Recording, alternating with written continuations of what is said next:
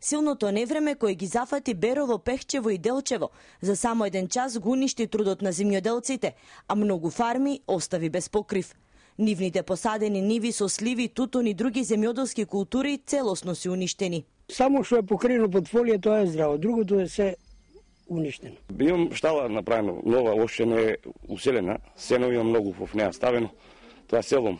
Ѓорги Тренчевски од село Умлино ни со озир раскажува како синоќашното невреме му однело се што има спечалено во последните 10 години. Кога дојде бе, со детето дури пали капанаме. Цела вечер водата собираме со сунџири и не знам како да кажам. Не знам, страшна работа.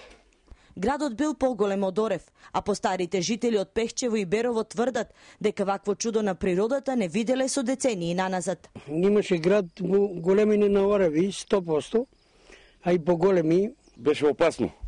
Тоа не било во Павнат Стари свет, вика, последните 90 години не имало. Поради големите наноси од земја и вода кои ги предизвика синоќашното невреме, повеќе од еден час кај село Смојмирово беше блокиран магистралниот патен правец. Денеска од Комисијата за утврдување на штети при локалните самоуправи на Пехчево и Берово излегоа на терен, за да ги утврдат штетите од невремето кое не се памети во овој дел од Македонија.